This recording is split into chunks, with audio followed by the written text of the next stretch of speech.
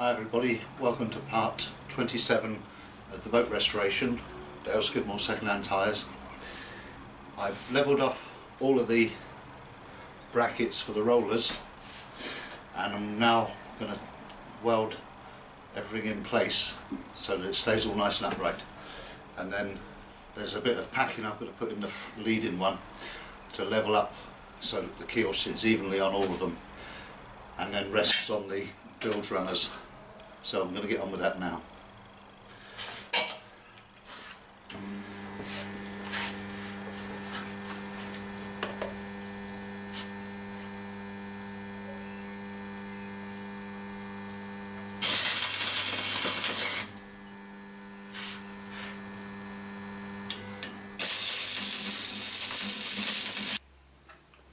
The original trailer, the cross member, had two big loops welded onto it, and this beam is I think 8 or 10 mil thick steel, and it's too thick to weld. The heat will just go straight out of the arc.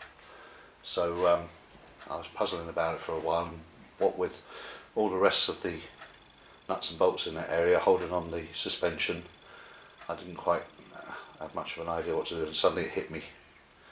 Drill a hole and weld and bolt a couple of 3 links of chain onto it.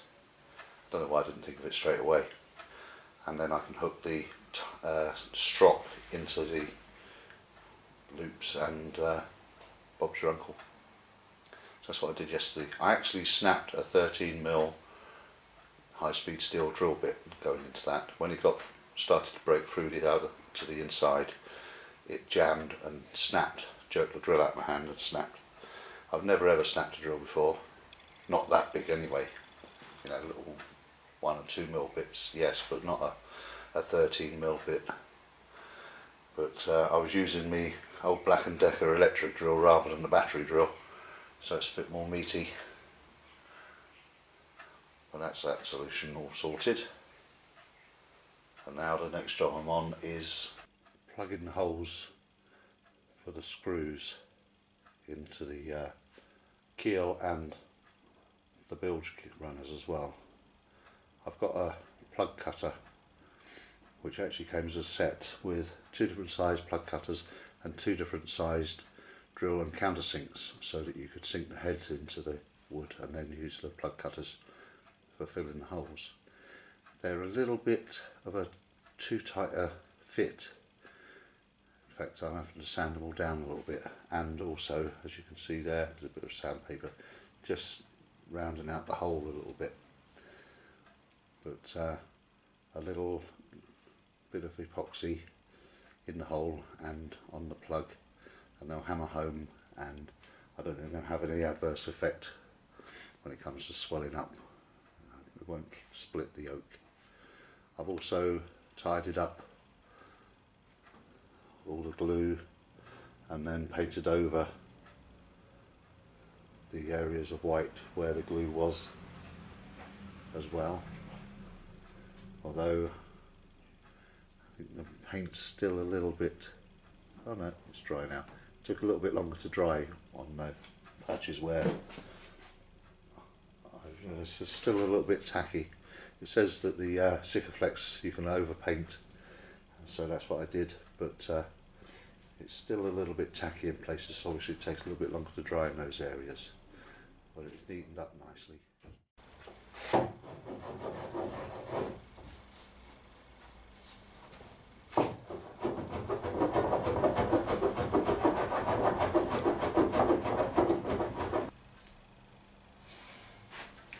There is a tiny little problem with doing this, and that is that this one side here I made up 10mm of epoxy, and it sort of started to go off, started to thicken up by the time I'd finished coating the hole and the bung with it. So and 5mm is a very small amount to make up really it's only a teaspoonful in it. So although it's not wasteful of much, it's still wasteful of some epoxy. So I have to wonder, I don't know if I can work any quicker, but by the time you've sort of coated everything and then bunged it in, knocked it in with a hammer, what I did as well was I actually stuck in half of them and then went back to the start, cut them in half, and then used the other halves upside down to finish off doing the empty holes. So I don't know whether part of it was because I was trying to be economical with the bungs themselves and cutting them in half or what, but even in this cold weather the epoxy seemed to be going off and thickening up quite a lot, quite quickly. Then I just finish off level with the block plane, and then a bit of sandpaper I suppose at some point, but I was always taught when you're doing stuff, don't ever finish anything until it's ready to be finished. I think I probably will have it all done before I turn it back over and put it on the trailer once the trailer's painted, but until that point I'm going to leave it as it is. I'm just going to leave it and then sand it and finish it. I'm probably going to oil it with linseed oil, so that might actually take a few coats over a few days really to soak in. After yesterday, when I did half the number of plugs I needed and then cut them in half once I'd hammered them home, I sat there today and made enough pegs, nearly enough pegs, to go all the way through the other two strips of wood. I had to cut the last couple of three off and put them on the front end, but the 10 mils lasted all the way through without going off too much. So that's all done. Let it go off tonight and saw them off and then plane them flush tomorrow. And that's that bit of the woodwork done.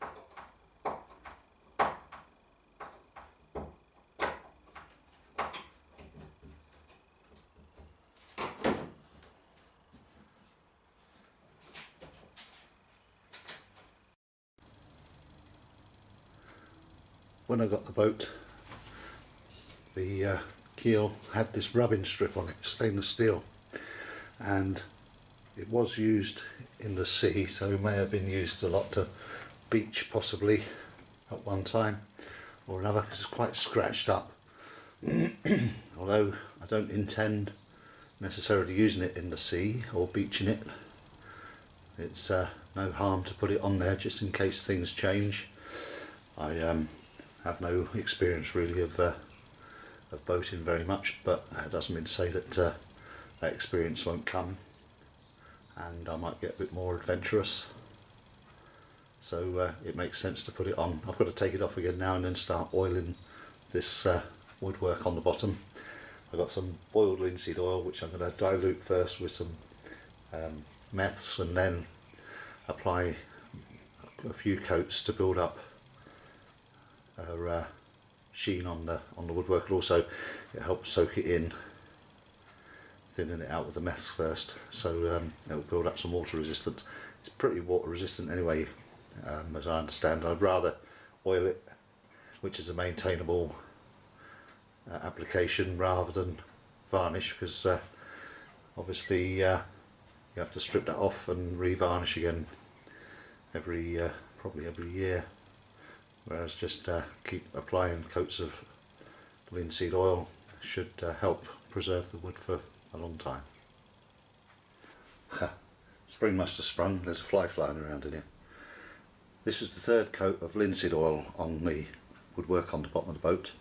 I put on the first coat half and half with methylated spirits, and then I poured in another load of the oil, so it reduced it down to what, a third, something like that, quarter, and then I've just put another coat on today, topping up the original mix. So there's a little bit of meth still in it, but not very much. And before I applied this coat, I burnished off with a rag the stuff I put on yesterday evening before I came in from the workshop, and it's going on nice.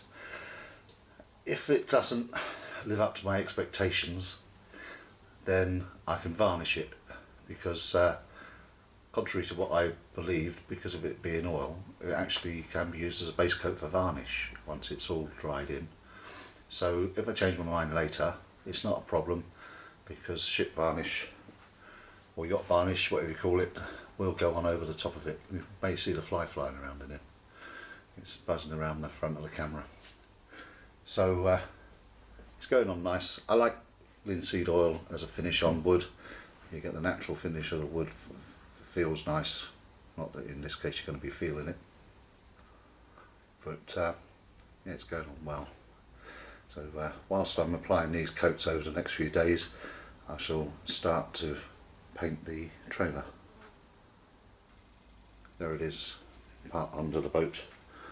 I'm definitely going to paint the cross member and the spine and the upstands. I might just leave the two braces as they are, because there's a lot of paint on there. It's an enamel type paint, it takes a lot of stripping off, and it's pretty good. If it gets crap later on, then I can always paint it. Let's not do too much at once. Well, it's a beautiful sunny day today. There's the trailer all painted up and all the bits fixed back on. Next job to do is to wind on to the winch the cable for pulling the boat back onto the trailer. I'll be doing that in a minute.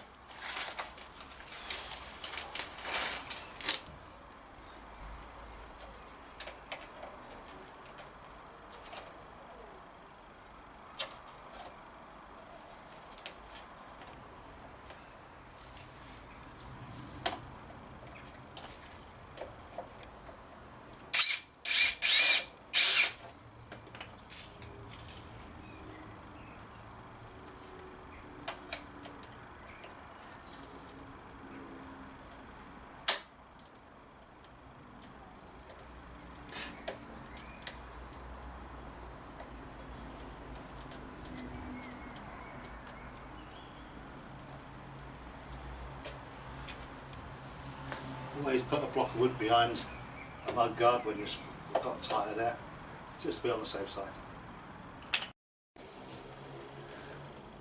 Right, there's the reflectors on the back of the mud guards. I'm not sure whether I should put some white reflectors on the front of the mud guards as well, but I can make my mind up about that a bit.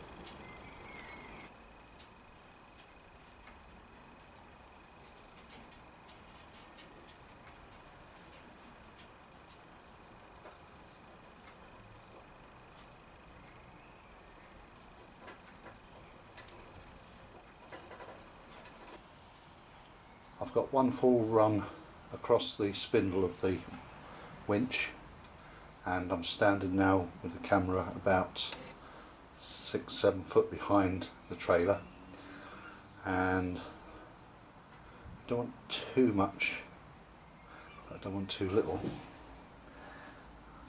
I've still got probably about 12 feet left behind me, but I need make sure that I'm not going to run out. So probably if I had a couple of feet on, that should be plenty.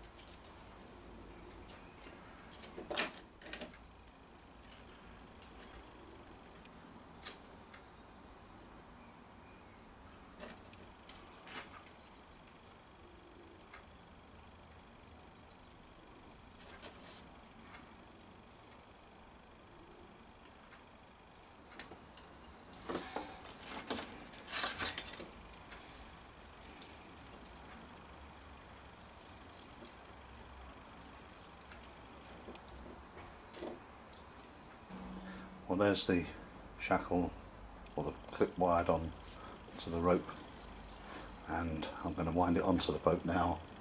Got to keep the tension on it, so I better get my gloves on and hook it on somewhere to keep it taut.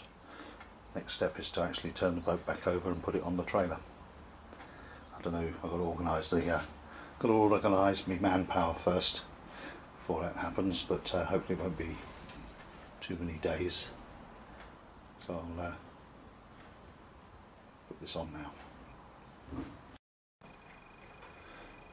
Right, that's the cable all wound on, which pretty much makes the trailer finished, apart from perhaps the white reflectors on the lead-in side of the mud guards.